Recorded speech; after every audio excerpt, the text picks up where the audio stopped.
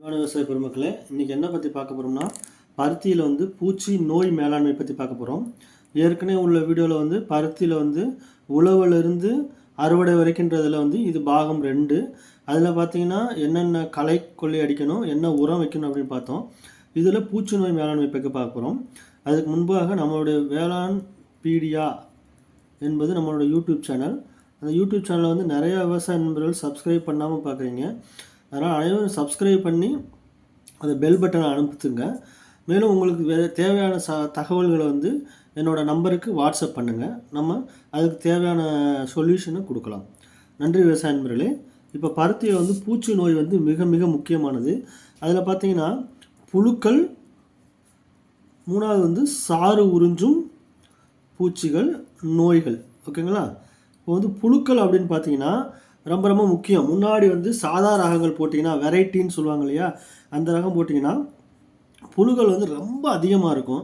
அப்போ நிறைய மருந்துகள் அடிச்சடித்து, ஹையர் டோஸ் அடிச்சடித்து அந்த புழுக்கள் வந்து ரெசிஸ்டண்ட் டெவலப் ஆகிருச்சு. அதனால் எந்த ஒரு கடையில் போய் நம்ம மருந்து வாங்கினாலும் முதல்ல வந்து கம்மியான டோஸில் வந்து குறைந்த விலையில் உள்ள மருந்துகளை குறைந்த டோஸில் தான் எடுக்கணும். 10 மில்லி லிட்டர் டேங்க்குக்கு அப்படின்னா அவ்வளோதான் அடிக்கணும். நம்ம 25 மில்லி 30 மில்லி அப்படி போட்டு அடித்தா புழு சீக்கிரம் சாகும் அப்படின்றதுக்காக அடிக்கக்கூடாது. ரொம்ப முக்கியம். பொதுவாக வந்து சாறு உறிஞ்சும் பூச்சிகளில் வந்து இது ரொம்ப ரொம்ப முக்கியம். ஓகேங்களா? இல்லைனா வந்து நம்ம சாறு உறிஞ்சும் பூச்சிகளை வந்து கண்ட்ரோல் படுத்துறது மிக மிக கடினம். இப்போ புழுவில் பார்த்தீங்கன்னா அமெரிக்கன் காய்ப்புழு இதை வந்து காயை வந்து கடித்து தின்னும். உள்ளே பார்த்தீங்கன்னா ஹெலிகாப்டர் ஆரம்பிச்சு தலையை மட்டும் உள்ளே இருக்கும். தலையை உள்ளே விட்டு உள்ளே இருக்கிற பஞ்சு இது எல்லாத்தையும் கடித்து சாப்பிடும். இளஞ்சிவப்பு காய்ப்புழு, இன்டர்லாக்குலார் அப்படிம்பாங்க. இளஞ்சிவப்பு காய்ப்புழு இது என்னென்னா உள்ளே பூ வரும்போதே உள்ளே போய் காய்க்குள்ளே இருந்து உள்ளே இருக்கிற எல்லாம் பஞ்சு இஞ்சு காய் எல்லாத்தையும் காலி பண்ணிடும். காயை திறந்து பார்த்தீங்கன்னா கருப்பு நிறமாக இருக்கும் பஞ்சு. அதனால் வந்து அந்த பஞ்சு வந்து நமக்கு யூஸ்ஃபுல்லே ஆகாமல் போயிடும். அந்த மாதிரி உள்ள புழு இருக்குது. அப்புறம் இலை சுருட்டு புழு, இலையை வந்து சுருட்டிக்கிட்டு உள்ளே இருந்து நம்ம பச்சையத்தை சுரண்டி சாப்பிடக்கூடிய புழுக்கள் இலை சுருட்டு புழும்பாங்க. 3வது வந்து பார்த்திங்கன்னா கட்வாம், அதாவது வந்து புகையிலை புழு. இதை வந்து டொபாக்கோ கட்வாம் அப்படிம்பாங்க. இது என்னென்னா வந்து இதோட வேலையே வந்து புழு வந்து இலையை சாப்பிடக்கூடியதாகும். நைட்டு ஃபுல்லாக சாப்பிடும், பகலில் பார்த்தா மண்ணுக்குள்ளே போயிடும். அந்த மாதிரி இருக்கும். ரொம்ப பெருசாக சுண்டூரல் தண்டி இருக்கும். கருப்பு கலர் டிஃப்ரெண்ட் கலர்ஸில் இருக்குங்க. இது வந்து கட்பாம். இது வந்து மிக முக்கியமான புழுக்களில் வந்து மிக முக்கியமான ஒன்று. அடுத்து வந்து வண்டு இனங்களில் பார்த்தீங்கன்னா பருத்தியில் வந்து கூன் வண்டும்பாங்க, அது இருக்கும். அதுக்கடுத்து வந்து பார்த்திங்கன்னா தண்டில் வந்து தடித்து காணப்படக்கூடிய தண்டு கூன் வண்டு அப்படிம்பாங்க. மண்ணில் இருந்து தரைக்கு மேலே வந்து தண்டு வந்து கொஞ்சம் தடித்து காணப்படும். அதுக்கு காரணம் வந்து கூன் வண்டு வேரில் இருந்து அந்த சாரை உறிஞ்சு குடிக்கிறனால தண்டு வந்து தடித்து காணப்படும். இது வந்து ரொம்ப முக்கியம். இதை வந்து நம்ம மண்ணில் வந்து மருந்து கொடுக்கறதன் மூலமாக வந்து இந்த கூன் வண்டு தாக்குதலை வந்து கட்டுப்படுத்தலாம். அதுக்கப்புறம் தண்டு துளைப்பான் இருக்குது. அப்புறம் சாம்பல் வண்டு, இதெல்லாம் மிக முக்கியமான தரக்கூடிய பூச்சிகள். அடுத்ததாக பார்த்தீங்கன்னா சாறு உறிஞ்சும் பூச்சிகள். சாறு உறிஞ்சும் பூச்சி மிக முக்கியமானது. நம்ம ஏற்கனவே எல்லா பயிர்லையும் வரக்கூடிய சாறு உறிஞ்சும் பூச்சிகள் தான் இதுலேயும் வரும். பார்த்திங்கன்னா அஸ்வினிங்கிறது ஏஃபிடு. இது செடியிலே இலையிலே நுனியில் காணப்பட்டு சாரை உறிஞ்சு பயிருக்கு மிக முக்கியமான பாதிப்பு வைக்கிறது. அடுத்ததாக தத்துப்பூச்சின்றது இலைக்கு பின்னாடி இருந்து காணப்படும். இப்போ நான் சொல்கிறது வந்து முதல்ல என்னென்ன பூச்சிகள் இருக்குது, சாறு உறிஞ்சும் பூச்சிகள் என்னது, கடித்து தின்னக்கூடிய பூச்சிகள் என்னது, வண்டு என்னது, நோய்கள் என்னது அப்படின்றத பற்றி நம்ம முதல்ல பார்த்துருவோம். அது தெரிஞ்சுக்கிட்டு அதுக்கப்புறம் வந்து நம்ம மருந்து டோஸ் ஒவ்வொன்றுக்கும் என்னென்ன மருந்து கொடுக்கணும் அப்படின்ற ஒரே இதாக சொல்லிட்டோம்னா உங்களுக்கு ஈஸியாக இருக்கும். ஏன்னா ஒவ்வொரு பூச்சிக்கும் ஒவ்வொரு மருந்து நம்ம சொன்னோம்னா கன்ஃபியூஷன் ஆயிரும். அதனால் மொத்தமாக வந்து புழுவுக்கும் சாறு உறிஞ்சு பூச்சிகளுக்கும் நோய்களுக்கும் என்ன மருந்து அடிக்கணும் அப்படின்றத பற்றி பின்னாடி பார்ப்போம். ஓகேங்களா? இப்போ அஸ்வினி சொல்லியாச்சு, தத்துப்பூச்சி, சாறு உறிஞ்சு பூச்சி. அதுக்கடுத்து வெள்ளை நீங்கள் எல்லோரும் பார்த்துருப்பீங்க. இலைக்கு பின்னாடி இருந்து வெள்ளை கலர் இருக்கும், ஸ்பைரலிங் ஒயிட் ஃப்ளை அப்படின்னு சொல்லுவாங்க. அதுக்கடுத்து வந்து இலைப்பேன், த்ரிப்ஸு, இது முக்கியமானது. இலையோட ஓரத்தில் இருந்து காஞ்சி இலை பின்னாடி கூட சுருணிட்டு வரும். இது வந்து 15 to 20 நாள் விதைச்சி முளைச்சி வரக்கூடிய சின்ன இலையில் வந்து இலைப்பேன் தாக்குதல் அதிகமாக இருக்கும். இருக்கிறதுலே மிக முக்கியமான தாக்குதல் உள்ளது வந்து பார்த்திங்கன்னா மாவு பூச்சி. இது வெள்ளை கலரில் இருக்குங்க. தண்டு இலை எல்லாத்துலேயும் உட்கார்ந்துருந்து சம்மரில் பொதுவாக வந்து ஏப்ரல் மே மாதத்தில் வந்து இதனோட தாக்குதல் மிக அதிகமாக இருக்கும். செடியை வளரவே விடாது, செடி அப்படியே குன்னி செத்து போயிருங்க. இது ரொம்ப ரொம்ப முக்கியம். இதெல்லாம் வந்து பூச்சிகள். ஓகேங்களா? பூச்சிகள் என்னென்ன பார்த்தோம்? கடித்து தின்னக்கூடிய ஃபஸ்ட்டு புழுக்கள் பார்த்தோம், ஹெலிகோவர்பா பார்த்தோம், அப்புறம் வந்து அமெரிக்கன் காய்ப்புழு பார்த்தோம், கட் ஃப்ளவர், அதே மாதிரி வண்டு வகைகளில் பார்த்தோம். சாறு உறிஞ்சும் பூச்சிகள் வந்து தத்துப்பூச்சி, அசுவினி, இலைப்பூச்சி, மாவு பூச்சி இதெல்லாம் பார்த்துட்டோம். ஓகேங்களா? இப்போ வந்து நோய் அப்படின்னு பார்த்தீங்கன்னா நிறையா நோய்கள் காணப்படுதுங்க. அந்த நோய் பேரையும் படத்தையும் மட்டும் நான் அவங்க சொல்லிடுறேன். ஓகேங்களா? வாடல் நோய் அப்படி இருக்கும். அதுக்கடுத்து வந்து வேரில் வந்து அழுகல் நோய் ரொம்ப முக்கியமானது. வேறு அழுகல் வந்து 2 வகையான அழுகல் காணப்படுங்க.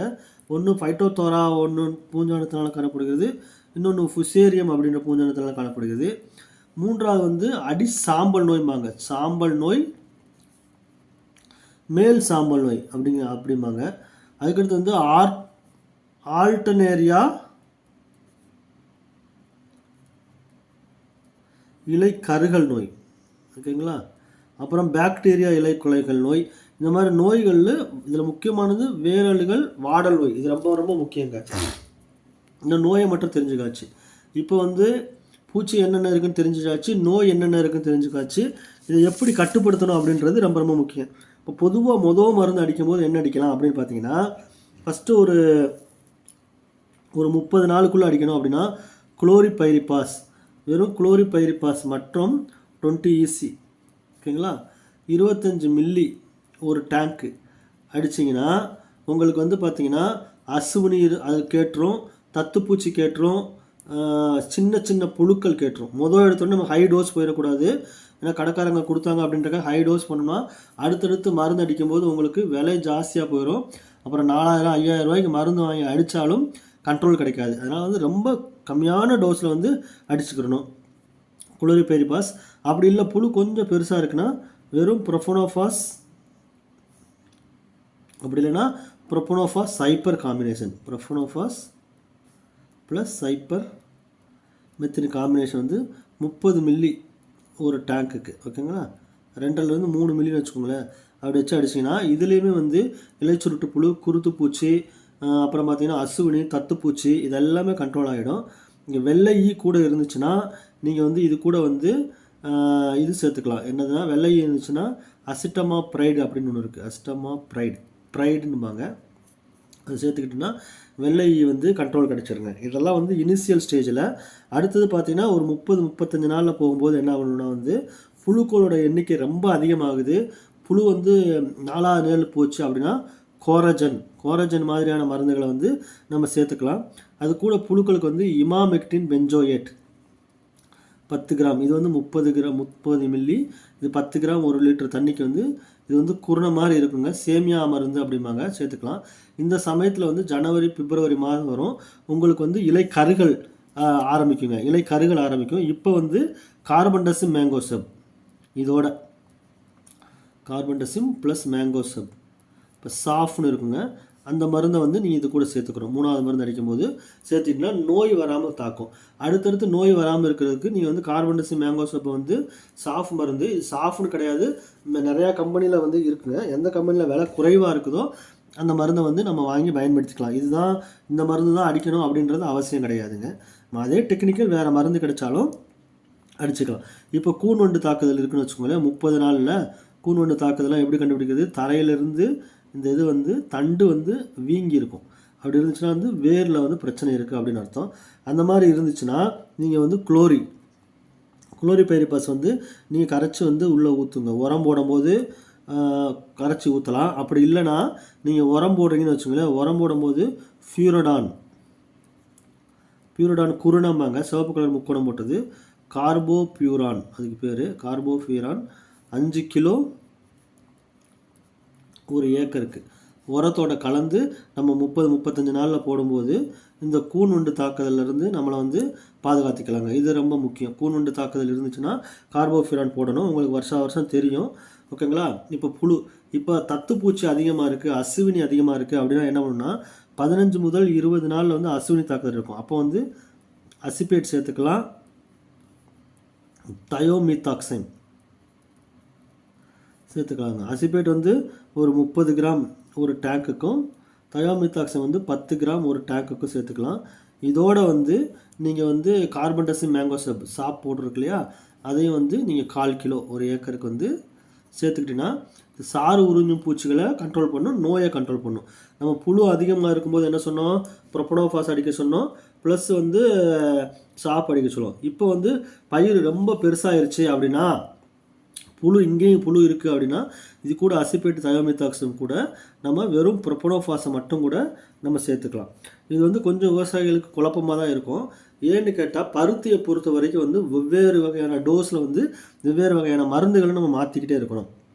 இல்லைனா செடி வந்து ரெசிஸ்டன்ட் டெவலப் ஆயிரும்.